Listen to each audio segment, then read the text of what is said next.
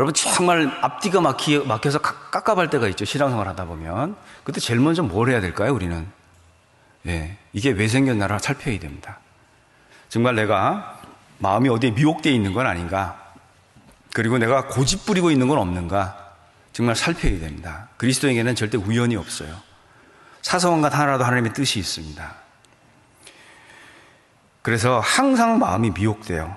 그래서 이 세상에 아시다시피 미혹하는 영이 있다고 돼 있죠. 그 미혹하는 영과 귀신의 가르침을 쫓으리니, 그런 말씀이 기록되어 있습니다. 자, 미혹하는 영의 역사가 있고, 그리고 귀신의 가르침들이 있어요. 그리스도인이 정말 이것과는 너무나 멀어져 있어야 되는 사람들인데 근접해 있다면 끊임없이 유혹이란 걸 받게 돼 있어요. 자, 이 세대를 정말 화가 나서 이렇게 쳐다보고 계시는 하나님이십니다. 예수님은 어떠셨을까요? 예수님도 그런 말씀 하셨죠. 세상이 너희를 미워하지 못하되 나를 미워하나니 이는 내가 세상 행사를 악하다 증거함이니라 그랬어요. 예수님께서도 이 세상 행사를, 벌어지고 모든 일들을 악하다고 얘기하셨습니다. 자, 이 세상은 그래서 예수님께 칭을 뱉고 예수님 따귀를 때리고, 그리고 조롱하고 옷을 벗겼어요. 자, 우리가 그리스도인입니다. 자, 우리가 이 예수님이 이렇게 당한 이 세상에서 예수님을 등지고 얻을 수 있는 행복이 뭘까요? 뭐가 있죠? 예수님을 등지면서 그분의 몸된 교회를 떠나가면서 그리고 비난하면서 우리가 얻을 수 있는 행복이 뭐예요? 우리가 한번 깊이 생각해 봐야 됩니다.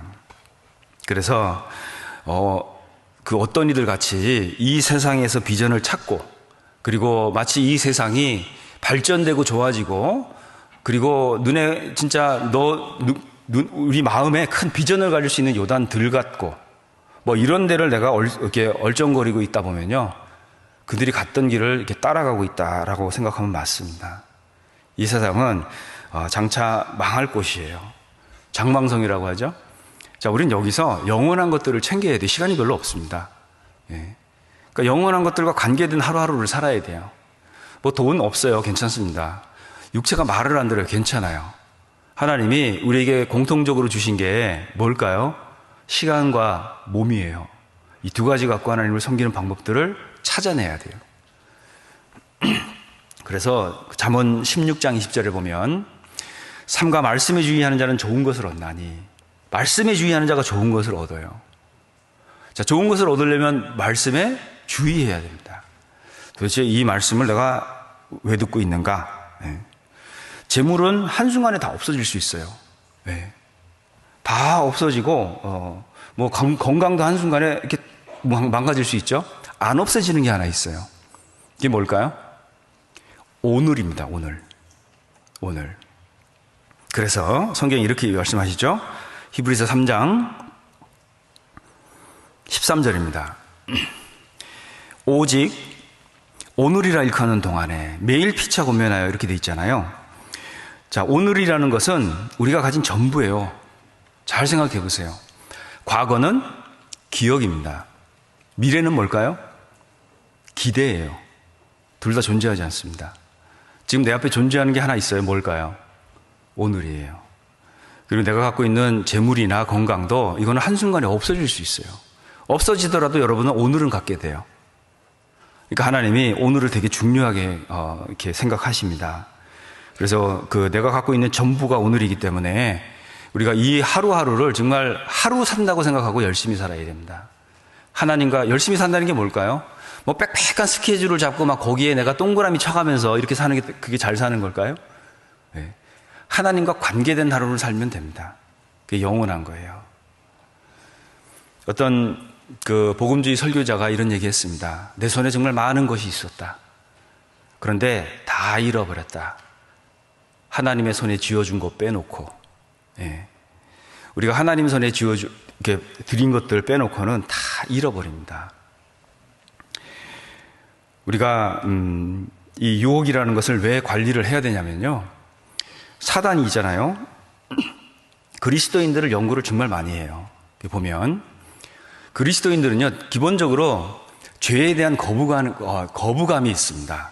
그래서 죄를 확 갖고 들어오면 그리스도인은 뒤로 물러나요. 본능입니다. 그게 그리스도인의 양심이에요. 그런데 제가 확 왔는데 너무 반갑게 맞아주면 이건 뭐죠? 네, 이제 문제가 있는 거죠. 이거 너무 익숙한 건데 뭐 이렇게 즐기진 않잖아요. 구원받은 그리스도인은 제가 훅 들어오면 이렇게 뒤로 한 발 쓱 빼게 돼 있습니다. 그거 사단이 잘 압니다. 근데 그 한 발 빼지 않고 가만히 있는 상태로 뭔가를 갖고 오는 게 뭐냐면 그게 죄의 유혹이라는 거예요. 유혹. 자, 이 유혹이 왜 마음을 강팍하게 만드냐면 가만히 들여다보면요, 이런 거예요. 유혹은 그리스도인에게 정당성을 살짝 줘요. 왜냐하면 유혹이 있는 거지 죄를 지은 건 아니거든요. 그죠? 그런데 유혹을 내가 딱 품는 순간부터는 어떤 상태가 되냐? 계속 스트레스를 받아요. 이게 옛날 생각도 나고, 이거 별거 아니었는데 옛날에는 이거 한번 해볼까? 뭐 이런 거 있죠? 그러니까 계속 유혹이 이 안에 있는 상태가 되면요, 이것 때문에 계속 스트레스를 받아요. 그러니까 모임 나오기가 싫어집니다. 왜냐면 얼굴이 어두워져 있거든요. 그럼 형제자매들이 보고 김자매 오늘 왜 그래? 어디 아파? 뭐 이렇게 물어보잖아요. 그럼 화가 확 나요. 어떻게 알았지? 그리고 자기 자신에 대한 자책이 생깁니다. 내가 왜 이러나? 그리고 자기 자신의 신뢰를 못해요. 그러니까 자존감이 확 떨어져요. 그러니까 모임 나오면 모임에 있기가 싫습니다. 저들은 그런 간증을 하는데 나는 너무 스트레스 받아요. 나는 그렇게 돼 있지 않거든요. 그렇다고 모임 안 나오는 건 아니에요. 왜냐? 내가 그 죄를 지은 건 아니거든요. 그러니까 이런 상태에 모임을 나오시는 분들이 의외로 많습니다. 자, 이런 상태에 아무리 말씀을 해도 있잖아요. 마음이 깜빡해져 있기 때문에 말씀이 잘 안 들어가요. 뭔 일이 생기게 되겠죠. 그래서 우리 삶 속에요, 그런 하여튼 설명하기 어려운 눈물 나는 이야기들이 많습니다. 그래서 이 죄의 유혹을 우리가 조심해야 됩니다. 이게 마음을 강팍하게 만드는 거예요. 자, 거기 다시 한번 읽어보겠습니다. 13절 같이 읽겠습니다. 오직 오늘이라 일컫는 동안에 매일 피차 권면하여 너희 중에 누구든지 죄의 유혹으로 강팍해 됨을 면하라. 자, 죄의 유혹, 이게 내 안에 품고 있으면 마음이 강팍해져요. 자, 그럼 어떻게 하라는 얘기입니까? 이게 유혹이 없어지는 것도 아닌데 결론부터 말씀드리겠습니다. 유혹이 저쪽으로 오면 내 생각은 일로 가야 돼요. 아시겠습니까? 유혹이 들어오는데 가서 오셨어요 이렇게 하면 안 된다는 거예요. 유혹이 이쪽 길로 다니면 나는 저쪽 길로 다녀야 돼요. 그래야 우리가 그 유혹을 벗어날 수가 있어요. 요셉이 그랬죠, 그죠? 요셉이 보디발 아내가 막 같이 동침하자고 붙들 때 어떻게 했습니까? 가서 이리로 앉아보세요. 내가 가정집사로서 좀 얘기 좀 해야 되겠습니다. 뭐 이렇게 상담하지 않았어요. 어땠죠? 딱 도망가는데 옷을 뺏긴 거예요. 저 옷이 어떻게 작용할지를 어떻게 합니까? 저 분명히 보디발 아내가 저 옷을 레버리지로 쓸 건데, 자기한테 유익하게, 이롭게 쓸 건데, 그거 생각하지 않았어요. 일단 도망갔습니다. 유혹이 이쪽 길로 들어오니까 이쪽으로 갔어요. 우리가 그렇게 하지 않으면 반드시 유혹에 질 수밖에 없습니다. 왜 그러냐면 유혹은 생각의 역사예요. 우리 행동과 삶의 역사하는 것보다는 생각의 역사합니다. 유다에게 예수 팔 생각을 넣었죠? 유다는 행동에 옮겼어요. 왜? 그 생각을 웰컴했거든요. 우리가 유혹이 반드시 목적하는 바가 있어요. 그 죄를 짓게 만듭니다. 그렇지 않은 걸 왜 갖다 놨겠어요, 그죠? 사단이 이걸 잘 아는 거예요. 그러니까 죄를 확 던지면 그 구원받은 사람들은 물러날 거 알거든요. 그러니까 유혹을 살짝 갖고 오는 거예요. 그래서 그 아담과 하와도 유혹 받고 보니까 그 선악과가 보암직하고 먹음직하고 탐스럽게 보였죠. 그게 유혹의 힘이라는 겁니다. 그래서 우리가 그 세상과 적당히 타협하라고 하는 그런 유혹들 있잖아요. 그리고 요 정도는 괜찮아라고 하는 것들, 여러분 그것 때문에 신앙의 진보가 너무 더뎌요. 힘듭니다. 눈물 많이 흘려요. 그런 눈물은 눈물병에 안 담깁니다. 그냥 내가 속상해서 우는 것들이거든요. 그냥 답답하고 신세가 한탄돼서 간증하다가 눈물이 터지는 거예요. 눈물병에 안 담깁니다. 우리가 하나님 앞에서요, 정말 내가 가치 있는 눈물을 흘리고 사는가 한번 생각해 봐야 됩니다. 하나님이 주신 우리 각자 고유한 환경들이 있습니다. 이거는 못 바꿔요. 여기서 하나님이 나로 하여금 신앙의 꽃을 피우도록 만든 건데 우리는 뭔가가 잘못되어 있다는 거죠. 이게 너무 개탄스럽고 한탄스럽고 남본이 너무 좋고, 그러니까 하나님이 나에게 향하신 뜻을 잘 몰라요. 뭐 세계 선교 그리고 전도 이런 큰 슬로건을 붙잡고는 가는데 하나님이 개인적으로 나에게 하는 내 인생의 길을 잘 모르게 되어 있습니다. 그러다 보니까 그 안에서 참 아이러니하게도 교회 안에 있는데 방황해요. 교회 안에 있는데 정말 속상합니다. 교회 안에 있는데 복음으로 즐겁게 살아야 되는데 너무 슬퍼요. 우리가 이 모든 것의 원인이 내 안에 무엇이 있는가 잘 살펴야 됩니다.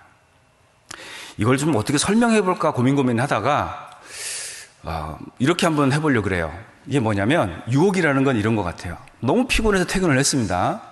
너무 피곤해서 퇴근하고 누우려고 이제 씻고 침대를 탁 걷고 누우려고 봤더니 독사가 한 마리 딱 있는 거예요, 거기. 이 독사가요, 약간 좀 메롱해요. 그래갖고 이 독사를 싹 치우고 자는 거예요. 아침에 독사를 자극하지 않고 잘 잡니다. 그리고 아침에 일어나서 출근해요. 성공했죠? 또 퇴근해서 열어보니 그대로 있어요. 또 독사를 싹 치우고 거기서 자는 거예요. 그리고 아침에 일어나서 출근합니다. 이게 얼마나 갈 것 같으세요? 유혹은 우리 안에 그렇게 있어요.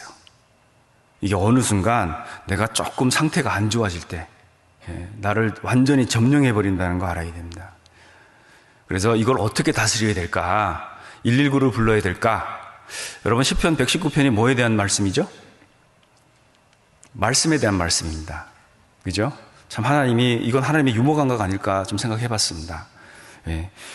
말씀을 가지고 우리는 이걸 다스려야 돼요. 물론 거기 보면 13절에 매일 피차 권면하여 이랬잖아요. 우리 안에 유경험자들이 있어요. 자, 이 유경험자들의 어떤 도움도 필요합니다. 그런데 반드시 우리가 권면을 무엇으로 받아야 되죠?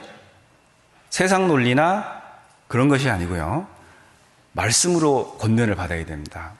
근데 이게 충고랑 좀 헷갈려 하는 분들이 계세요. 여러분, 충고는 뭔지 아세요? 충고는 이런 거예요. 내가 전할 메시지를 아주 뾰족하게 간 화살 끝에 다는 거예요. 이렇게 그거를 끝에 달고 그 충고를 받을 사람에게 정확하게 쏘는 거예요. 그러면 맞겠죠? 이 화살을 맞은 사람은 고통받겠죠? 근데 그 앞에 메시지가 있어요. 그게 충고예요. 참 힘들겠죠? 권면은 다릅니다. 권면은 어떤 거냐면 정말 잘 만들어진 진짜 좋은 접시에 아주 먹음직스럽게 음식을 담아요. 여기에 누가 봐도 막 침이 탁 고일 정도로, 그렇게 해서 그 사람에게 먹을 수 있도록 주는 것이 권면입니다. 자, 그리고 나중에 대신 지불된 영수증까지 딱 줘요. 근데 그 영수증에 피로 기록된 내용이 들어 있습니다. 그게 말씀이에요. 여러분, 우리는 충고도 뭐 정신 못 차리면 받아야 되겠죠, 그죠? 그런데 우리 마음을 감동시키고 내 삶을 변화시켜 주는 것은 권면이라는 건데, 이게 참 기술이 좋아야 하는 겁니다. 이게 이제 기술도 없는데 막 함부로 하다 보면 있잖아요, 들고 가다 다 깨버려요. 우리가 이 권면을 정말 잘해주는 분들이 많이 계신데, 최고의 권면, 그 권면의 정점에 계신 분이 누구냐면 하나님이십니다. 우리가 하나님의 권면을 들을 수 있어야 돼요. 자, 하나님의 권면은 어떻게 들어야 되냐? 하나님의 권면이 말씀이잖아요, 그죠? 그러니까 죄는 유혹은 생각에 역사하기 때문에 모든 생각을 사로잡아서 그리스도에게 복종케 하는 게 필요해요. 맞습니까? 그 생각이 굴복되지 않으면 우리는 권면을 받을 수가 없어요. 그게 하나님의 말씀이에요. 자, 그래서 시편 보겠습니다. 시편 94편 19절 같이 읽겠습니다. 내 속에 생각이 많을 때에 주의 위안이 내 영혼을 즐겁게 하시나이다. 자, 우리가 필요한 게 뭘까요? 주의 위안이 필요합니다. 생각이 왜 많아졌을까요? 원래 저는 생각이 많아요. 그렇지 않습니다. 뭔가 들어갔기 때문에 그래요. 자, 이게 생각이 많을 때잖아요. 그때 내 영혼을 즐겁게 하는 게 뭡니까? 주의 위안이죠? 우리는 말씀이 필요한 거예요. 그래서 주님만이 진심으로 권면하고 우리를 위로하실 수가 있어요. 근데 이게 세상에서 취해지지 않습니다. 이게 어디서 취해질까요? 그래서 교회에서 여러 가지 방편을 제공하고 있는 거예요. 구역 모임도 하고 조모임도 하고 여러 가지 청년의 모임도 하고 많은 모임들이 있어요. 이런 방편들을 제공하기 위한 그런 목적입니다. 그래서요, 이게 세상에서 취해질 수가 없는 거기 때문에 우리는 여기 오지 않으면 참 이것을 얻기가 좀 어려워요. 그래서 우리가 유혹이 들어오면 생각과 싸워야 되기 때문에 갈등하면 안 돼요. 그건 점점 커져요. 그리고 반드시 이렇게 패배하게 되어 있습니다. 그래서 이 하나님의 권면이 정말로 이게 필요한데, 자, 하나님이 어떻게 그럼 우리를 권면하시냐는 거예요. 그냥 말씀 듣고 무조건 복종해라 뭐 이런 거 같으세요? 어떠세요? 그 하나님을 오해하고 계신 겁니다. 하나님은 우리를 어떻게 권면하시냐면 반복하세요. 한 번 해서 못 알아들으면 또 한 번 해주시고, 그래도 못 알아들으면 또 한 번 해주세요. 그리고 또 한 번 해주시고, 그래도 못 알아들으면 어떻게 할까요? 70번에 7번을 했습니다. 그래도 못 알아들어요. 어떻게 할 것 같으세요? 그래도 또 해주세요. 그게 하나님의 권면입니다. 그래서 우리는 말씀을 반복적으로 자주 들어야 돼요. 왜냐하면 나라는 사람이 그렇게 껍질 벗기가 힘들기 때문에 그렇습니다. 그래서 이걸 반복적으로 들어야 돼요. 오늘 들은 이 설교도요, 반드시 여러분들은 언젠가 들었던 설교입니다. 베드로후서 3장을 보겠습니다. 제가 읽겠습니다. 베드로후서 3장 1절 2절.